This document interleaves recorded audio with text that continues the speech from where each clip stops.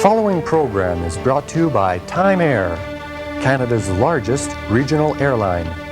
We're a partner in the Canadian Airlines International Network, with services across Canada and around the world. Time Air has been providing top flight service for almost 25 years, and it shows. Time Air, the heart of the western skies, providing complete passenger, cargo, and charter flight services. Call for line altitude number 134, wind 210 at 5, will come to 29 or 901. Okay, check 2991. Alpha Romeo Juliet, turn left now. Alpha Romeo Juliet. The code 2576, right, Charlie 221, please. Code 2576, Charlie 221.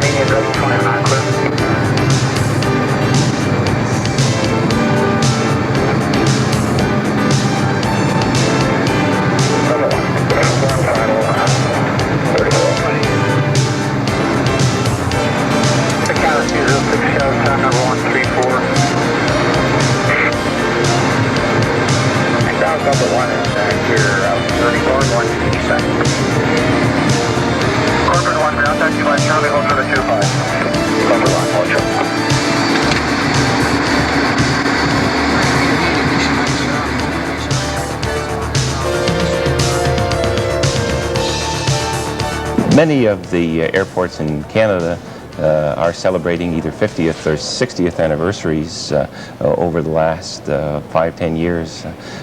Calgary International Airport was celebrating its 50th on June 10th, and exactly the same day, Pearson International Airport in Toronto were doing exactly the same thing. We're really proud of the type of celebrations we put together in Calgary. We think we've got an airport that's something special, and we've tried to celebrate it in a very special way too.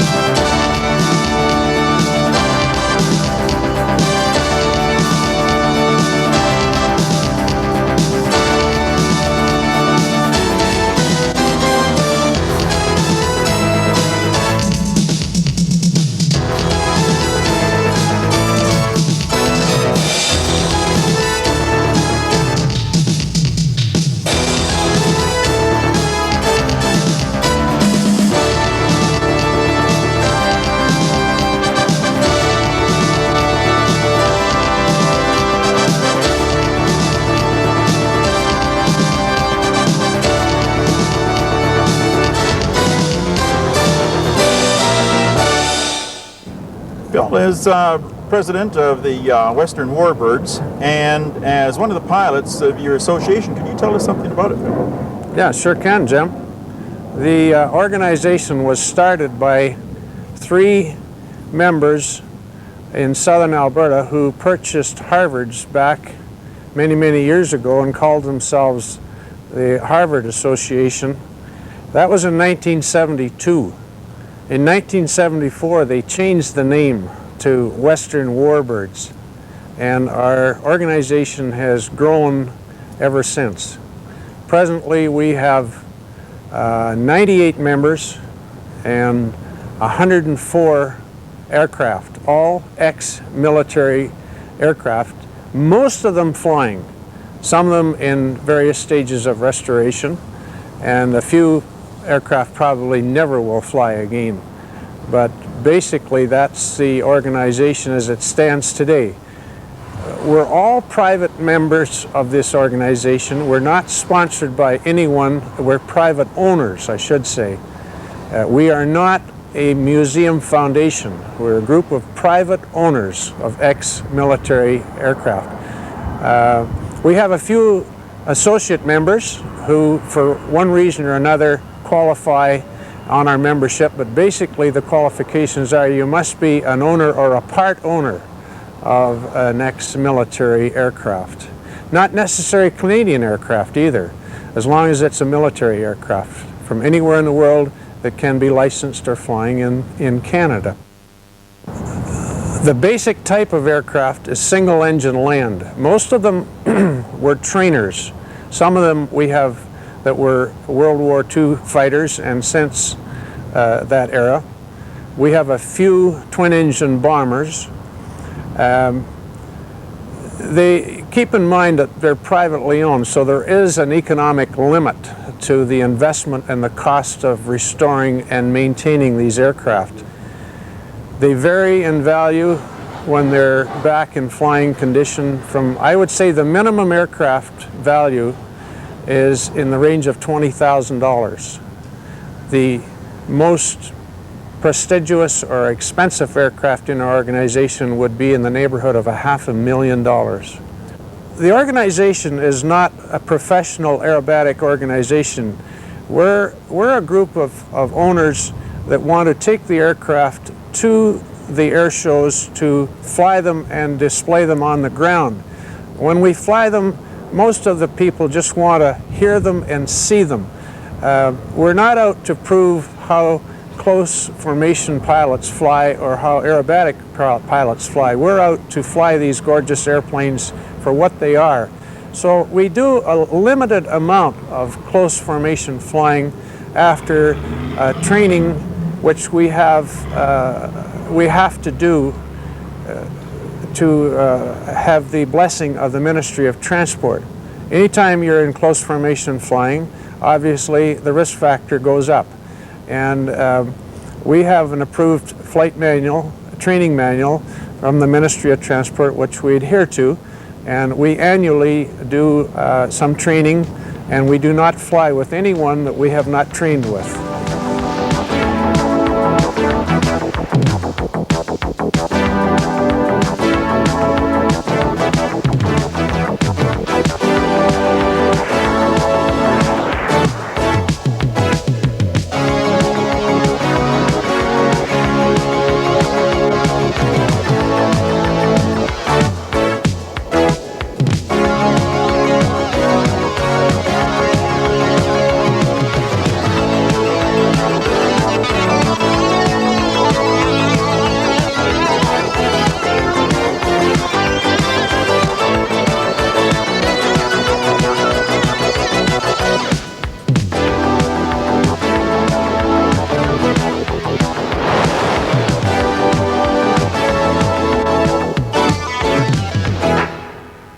You've noticed the arrival of the Air Canada L-10A, a very historical aircraft, and we very much appreciate the support that we've received from Air Canada in making the aircraft available to us today.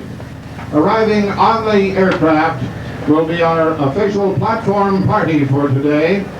We're very honored indeed to have with us Mr. Ross Belcher, Member of Parliament, the Parliamentary Secretary to the Transport Minister, along with Bonnie Lang, the MLA for Calgary-Bow, the Deputy Mayor of the City of Calgary, Mr. John Schmall, and of course, the General Manager of Calgary International Airport, Mr. Richard Paquette.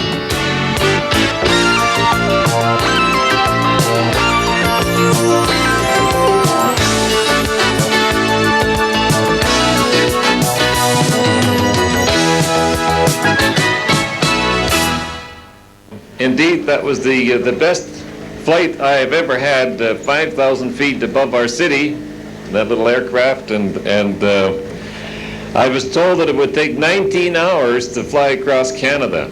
19 hours. But it's indeed the pleasure for me to be here this morning, not only as Deputy Mayor, but as the Alderman for this particular ward, where this airport has been located since 1939.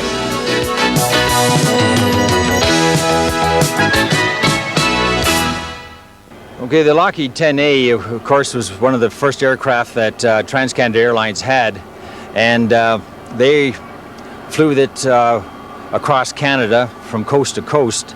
When it came through Calgary, of course, it was on the branch line, as the main line when they first started ran through Lethbridge.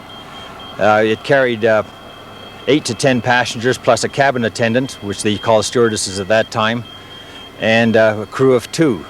It had to carry oxygen because it's an unpressurized aircraft, and when it was going from across the rocks, because of the type of engines, piston engines, they couldn't get enough altitude to get out of the weather. So some of the trips across the rocks was just a little on the rough side, but if anybody had any sort of nausea, you had a cabin attendant and, of course, oxygen masks. I used to travel on this aircraft between Calgary and Edmonton during the war when I was on leave, and also between Calgary and Lethbridge. As you can see from the registration on this aircraft, all the registrations all began with TC, and there was TCA, TCB, TCD, and down the alphabet. They were retired, of course, when the larger aircraft, such as the DC-3, came into work. Fortunately, and I have to compliment Trans-Canada Airlines, Air Canada, they saved one, and they've done a fantastic job of keeping this aircraft operational. I think it's a real boom to the aircraft industry that this aircraft is still around, because, as you know, when the aircraft becomes redundant, so many of them end up in the melting pot. The history of this airport relates very closely to the history of Trans-Canada Airlines transcontinental service. They were starting up in 1939 and commencing a service right across Canada. Originally, their service was focused in Lethbridge because the mountains to the west of Lethbridge were a little less formidable than the mountains west of Calgary. So what was happening is there was a feeder service being put together, and Calgary and Edmonton was linked to Lethbridge. It was like a hub and spoke, with Lethbridge being the hub. And Trans-Canada Airlines commenced their service here in 1939, and it was in response to that the city of Calgary acquired the land, 640 acres, and developed a single runway and a single building. It was an all-purpose building that did everything. It was a hangar, it was the administration building, it was a terminal building, it was a tower, it was truly everything. So that was the building that was first constructed as a terminal building, and it continued on to be used as that purpose from 1939 to 1948. After the end of the war, and there was significant development in the airport during the wartime period, the terminal building function was transferred over to the west side of the airport, and to take advantage of some of the facilities that were built by the United States Air Force during the war. They had built a huge apron, and they had built a number of different buildings, and some of these buildings were dragged into place, and some old H huts were used as a terminal building from 1948, and it continued on even after the city took back the administration of the airport in 1949. I guess it became apparent to the city that there might be something in this aviation business, and these H huts might not be enough to satisfy all the needs into the future. So what they did is began planning for a new terminal building. The terminal building was completed in 1956, and it's currently in place over on the southwest side of the airport. It doesn't look like a great deal right now, but when it was completed, it was one of the finest terminal buildings in Canada. It was actually expanded 6 times before the full consequences of the jet age overtook it, and it became apparent that the city just simply couldn't meet its needs through this building in this location. And in 1967, the city of Calgary sold the airport to the federal government for a total of $2 million and a promise to build a new terminal building. And I think the city fathers at that time and the planners for Transport Canada showed a great deal of foresight in picking an airport site or a site for the terminal building that was completely removed from all the other development on the airport. So you could have a free hand of doing things right and without the constraints of trying to build around existing terminal buildings. So what we have, in 1977, the federal government completed this terminal building, which I think to this day continues on as being the finest building in the country. And it was built with the idea that it was expandable. And so in the future, we're going to be able to carry on with one terminal building and be able to handle many, many more passengers than we do currently.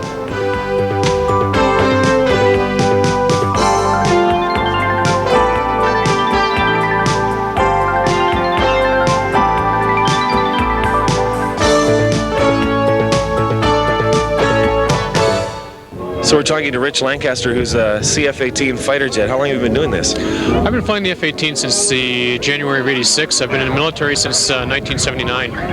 Okay, and how did the whole process work?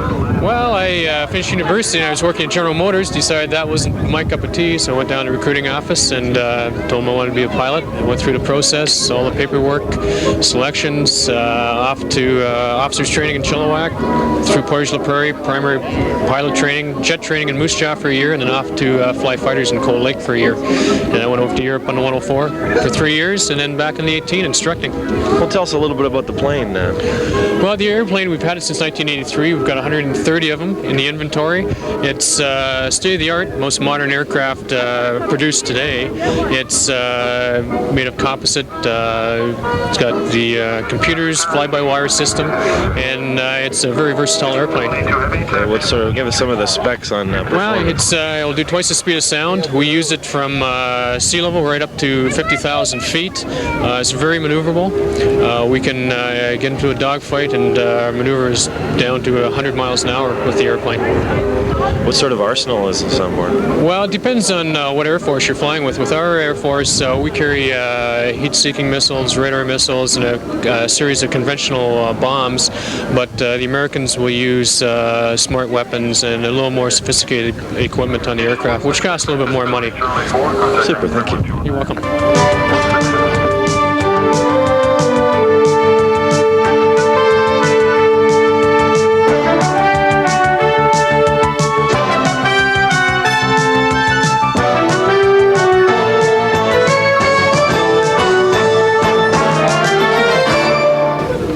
So we're talking to Keith Schultes, who's a Marine pilot.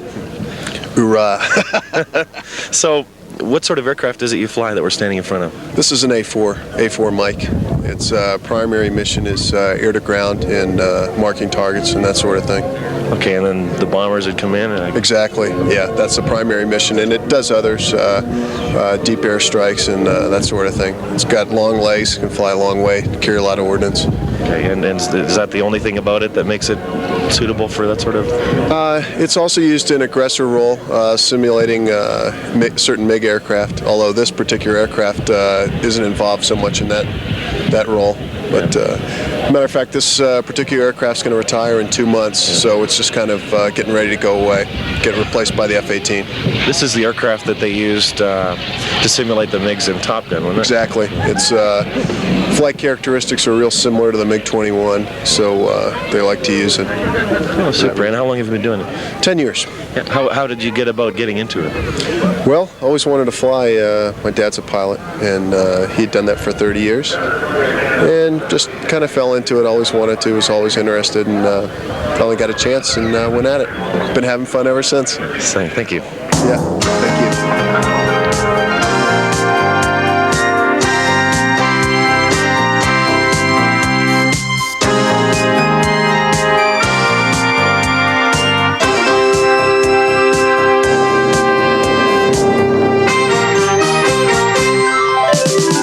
So we're talking to Mark Doan, who services these aircraft. What type of aircraft is this? It's a CT-114 Tudor. Use it for training in CFB in Moose Jaw. Okay, and then once somebody's trained on one of these, what would they move on to? They could move on to the F-18 or transport aircraft, helicopters, any aircraft that we own in the forces.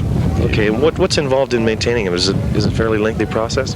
They go on a 400-hour periodic inspection, but they're a pretty reliable aircraft. So we've got problems with them, sure, on a daily basis, but it's not a big problems. It's just small, nothing to worry about. Yeah. How does it compare with some of the other aircraft? It's pretty old, but it's holding up. It's not fast like the F-5 or the F-18, but it's quick enough. How about as far as maintenance is concerned? Were there some that you have to do a lot of maintenance on? No more than you would in any other aircraft. Every aircraft has its own cycle of inspection, and this one happens to be 400 hours, that's all. Thank you.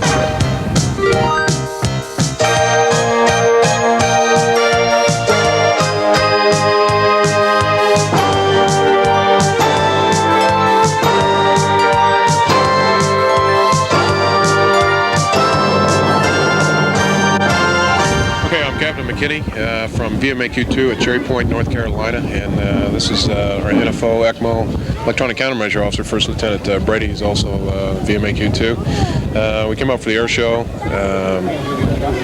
primary to see Calgary, so and to show a little bit of the color in the aircraft for the community. VMAQ2, we fly the EA-6B ICAP-2. Primary mission is to provide electronic support to jam radar and missile sites. We do both through electronic jamming modulations, and also we have the capability of firing the HARM missile, which is a high anti-radiation missile that will seek out and destroy the radars from their emissions also. It has a crew of 4.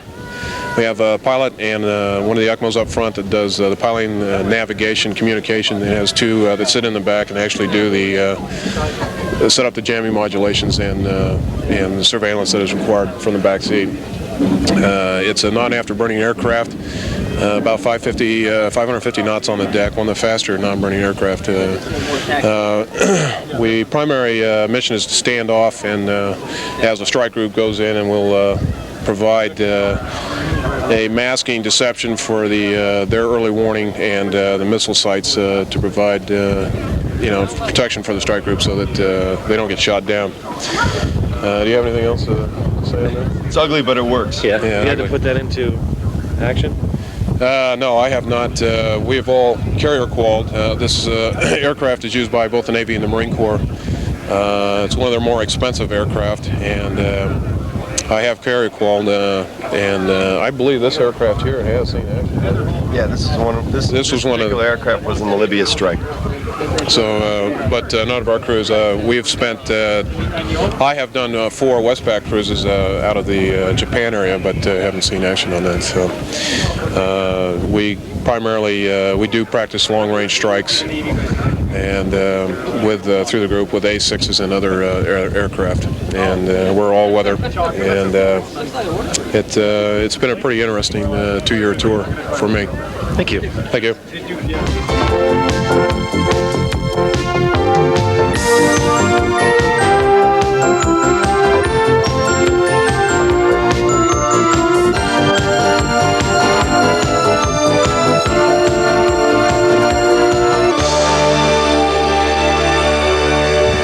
So we're talking to Joe Cunningham. Joe, what sort of aircraft is this and how are you associated with it? This is a Navy TA-4. It's a training jet for the U.S. Navy. This is where we train students how to fly advanced tactical jets and eventually to go aboard an aircraft carrier.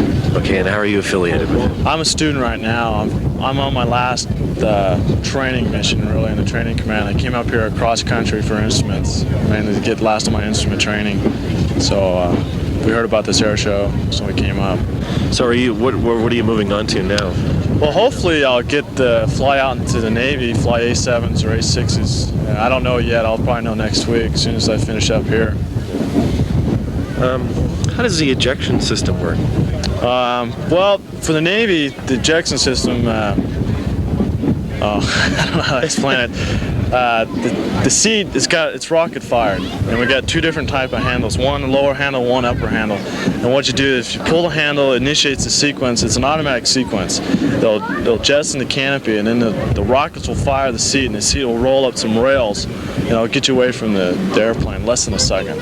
Okay, and what sort of altitude is it effective to? Oh, it's all altitudes. Oh, is it? It's the seat for the Navy has to be 0-0 capable. What a 0-0 capable is, you have to be on the ground doing 0, just like sitting right here, and it'll eject us out if it's armed. Okay, and what happens if you're inverted? Well, it depends on how close you are to the ground. I guess it does. Thank you. If you're at 5,000 feet, you'll get out safely. Okay. Thank you. Thank you.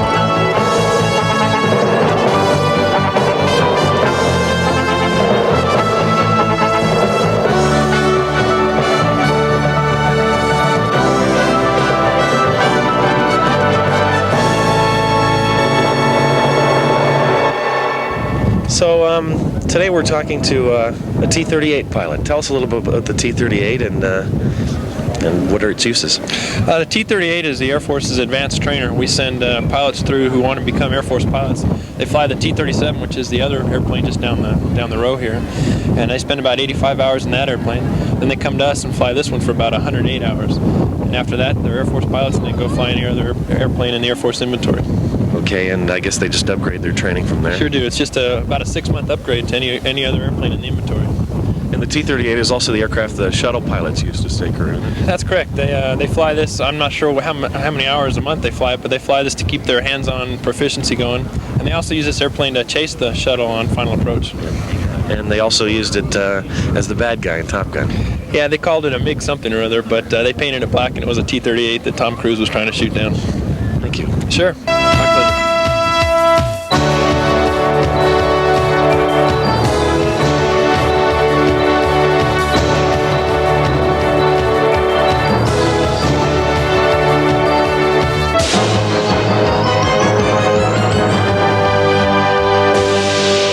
We're talking to Major John Hammond. You're the pilot of this aircraft. Well, I was one of the pilots that brought it in. I was actually giving another pilot a check ride, and I was in the jump seat. What sort of aircraft is it, and tell us a little bit about it. Okay, this is a Lockheed C-5B built by Lockheed down in Marietta, Georgia, and it weighs about 769,000 pounds at maximum gross weight, and built, as I said, down in Georgia. Okay, and it's the second largest plane in the world? Well, it's the largest airplane in the free world, we'll put it that way. The Russians have one that's a little bit bigger. Yeah. And what sort of carrying capacity are you looking at? We can carry 200,000 pounds of cargo and 75 passengers at maximum gross weight.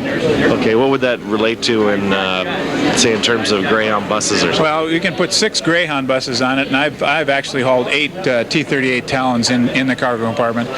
The largest Army tank, the M1 tank, is 100,000 pounds, and we can get that on here as well. We're built for outsized cargo, big cranes and heavy equipment.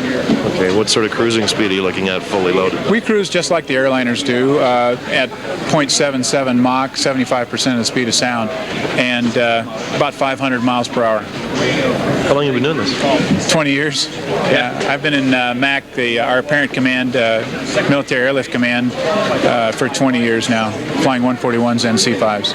This was the same type of aircraft they used to get the Canadian peacekeeping force over in the Iran and Iraq. That's right, down in the Middle East, exactly right. Last year, I believe they had 2 missions out of Calgary. Thank you. You're welcome.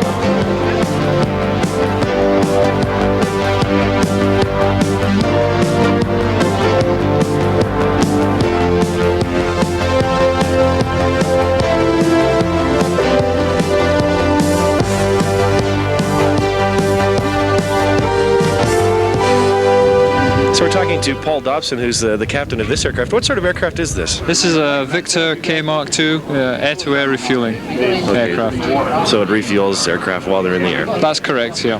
Fighters, basically. Fighters? How many aircraft can it handle at once? We've got 3 hoses. We have 2 wing hoses and a center hose, but we do 2 aircraft at once on the wing hoses, or a single large aircraft on the center hose. Okay, and what sort of fuel transfer can you do? How long does it take? Center hose is about 4,000 pounds a minute. We took on 30,000 pounds on the way here, so we were in for about 10 minutes. It's the sort of time. So what does that mean for cruising speed if you're carrying that much weight? Cruising about 0.88 Mach, which is about 500, 600 miles an hour. And that's full? Yep. How about empty? It doesn't really make that much difference. It's about the same. Super. And you're a captain with the Royal Air Force? That's correct. The Royal Air Force from England. Thank you. Okay.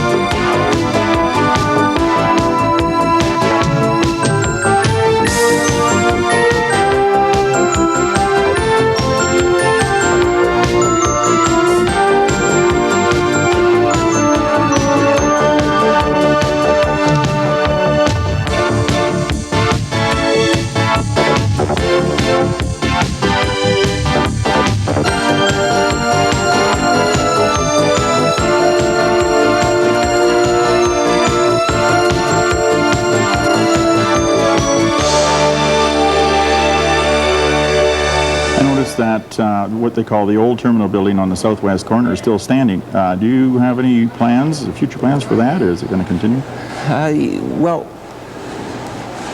there is a requirement for just one terminal building at an airport, and there really is a disadvantage to a community to have more than one, because you are faced with the difficult job of moving passengers from one building to the other. So we're going to stick with one terminal building. We have analyzed the potential uses of that building, and we've concluded that the site would be just so valuable for general aviation purposes, for corporate aviation, that the site is going to be redeveloped for that purpose. Calgary continues to be the center for corporate aviation in Canada. It's a very important part of our past, and we expect it to be a very important part of our future also. The general aviation, and I guess that term general aviation encompasses so much. The corporate aviation, some private aviation, helicopters, Stars, that's a group operating off the south side of the airport that has a helicopter ambulance service. There are just so many aspects to aviation that most people don't have an opportunity to see. And that was one of the things that we tried to do with Airport Day and our 50th anniversary celebrations. What we did is we opened the airport for a day and invited the community out to see their airport, to get to know it a little better, and to get to I guess to appreciate some of the impacts which it has on this community. Richard, what are some of the impacts on the community that you were mentioning? Yes, we had a consultant that is expert on these sort of things do an economic impact study for us recently, and for the year 1988 he came up with some very, very impressive results. What we have at Calgary International Airport is 5,000 jobs directly related to this airport. And when you consider the spin-off which these jobs have in other parts of the community, and you consider the jobs that in the community that are directly related to air travel. For example, a passenger arrives visiting the community, he travels by taxi downtown, and he goes to restaurants and stays at a hotel. When you sum all these jobs up, it's 16,700 jobs. It's a total impact in Calgary, and that's pretty substantial. Money-wise, it's even more substantial.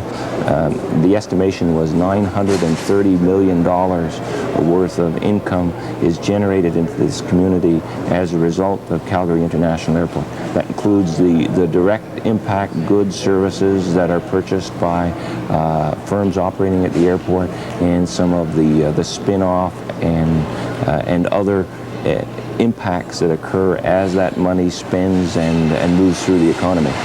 And certainly the business of maintaining aircraft is great business for the community. Canadian Airlines, for example,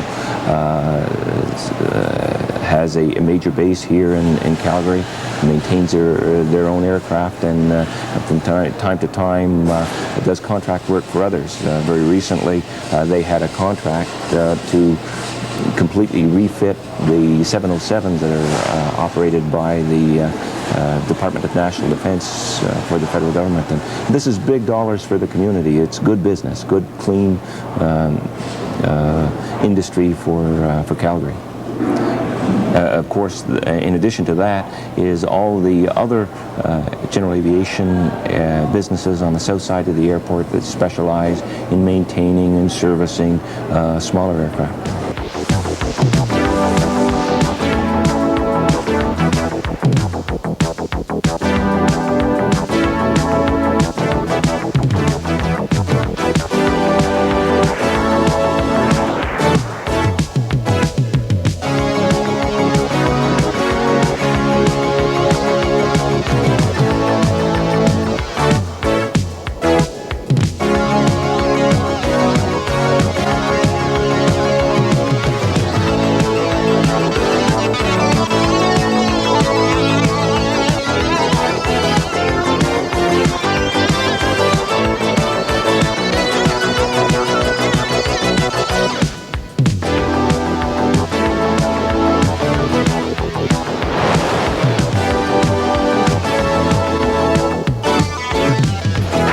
The present airport that we're on now, could you give us the statistics of some of the landings, takeoffs, and breakdown of it, more or less?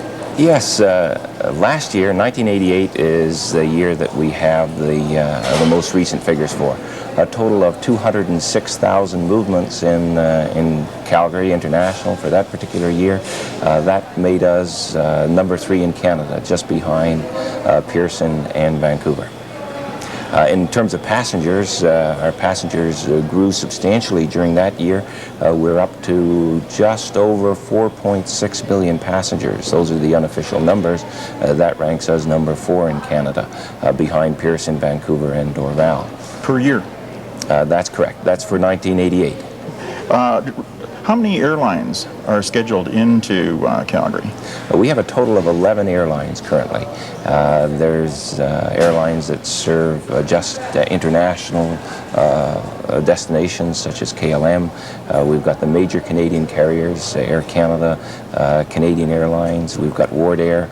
And many American carriers. There's America West, Continental, Delta, United, serving Calgary. It really came of age in 1988 with the Olympics.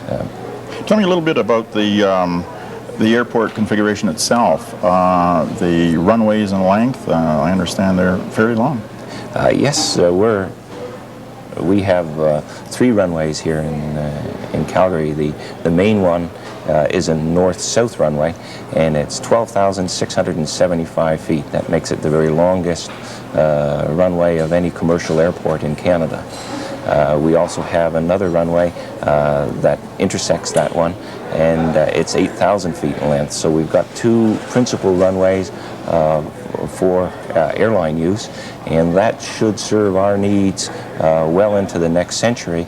We're also very fortunate to have land in reserve so that a new north-south runway parallel to the 1634 can be constructed when the need requires that be done. So I guess we can look into the future knowing that we have the capacity right now and knowing we have the facilities to build, the land available to build into the future to meet the future needs of aviation when that arises. Calgary does have the latest in technology for landing systems and so on for air navigation, I assume. Can you tell us a Yes, bit about we that? have the most modern instrument landing systems currently in use. Of course, in the future, we're looking towards a microwave landing system when that becomes the standard for use for the aviation industry in the future.